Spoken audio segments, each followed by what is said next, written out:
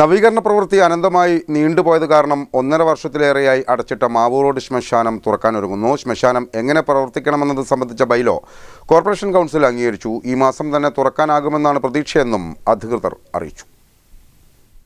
നവീകരിച്ച വാതക ശ്മശാനത്തിന് സ്മൃതിപഥം എന്ന് പേര് നൽകാനാണ് ധാരണയായത്. മുമ്പ് ശ്മശാനത്തിൽ തന്നെ ചേർന്ന യോഗം ഓഗസ്റ്റിൽ തുറക്കുമെന്ന് പ്രഖ്യാപിച്ചെങ്കിലും നടന്നില്ല.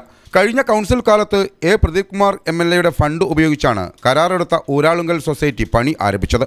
ഇപ്പോൾ 4 കോടി രൂപ കോർപ്പറേഷൻ കൂടി ചെലവിട്ട് പ്രവൃത്തി വികസിപ്പിക്കുകയായിരുന്നു. ഫർണസ് സ്ഥാപിച്ചു. 6 ഗ്യാസ് ശ്മശാനം, വൈദ്യുതി ശ്മശാനം, പരമ്പരാഗത ശ്മശാനം എന്നിവയാണ് ഉണ്ടാകുക.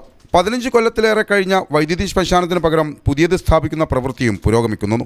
4 വാതക ചൂള, 1 വൈദ്യുതി ചൂള, 2 പരമ്പരാഗത ചൂള എന്നിവ പുതിയ ശ്മശാനത്തിൽ ഉണ്ടാകും. സംസ്കാര സാധനങ്ങൾ കിട്ടുന്ന കിയോസ്ക്, സംസ്കാരശേഷം 60 ദിവസം വരെ ചിതാഭസ്മം സൂക്ഷിക്കുന്നതിനുള്ള ലോക്കറുകൾ, സമൂഹമാധ്യമങ്ങൾ വഴിയടക്കം സംസ്കാര നടപടി തത്സമയം കാണാനുള്ള സൗകര്യം, 24 മണിക്കൂർ സെക്യൂരിറ്റി, അനുശോചന ചടങ്ങുകളും മറ്റും നടത്താനുള്ള ഹാൾ, ലാൻഡ്സ്കേപ്പിംഗ് എന്നിവയെല്ലാം ഒരുക്കിയിട്ടുണ്ട്. ലോക്കർ, ഇരിപ്പിടങ്ങൾ എന്നിവയാണ് ഇനി കാര്യമായി സ്ഥാപിക്കാൻ ഉള്ളത്. ദഹിപ്പിക്കുന്നതിനുള്ള നിരക്ക് ഉടൻ തീരുമാനിക്കുകയും ചെയ്യും. നവീകരണ പ്രവൃത്തി കാരണം 1.5 വർഷത്തിലേറെയായി അടച്ചിട്ട ശ്മശാനം ഈ മാസം തന്നെ തുറക്കാനാകുമെന്നാണ് അധികൃതർ പ്രതീക്ഷിക്കുന്നത്. വീഡിയോ ജേർണലിസ്റ്റ് അനശ്വര വിജയനൊപ്പം ന്യൂസ് ഡെസ്ക്, കോഴിക്കോട് വിഷൻ.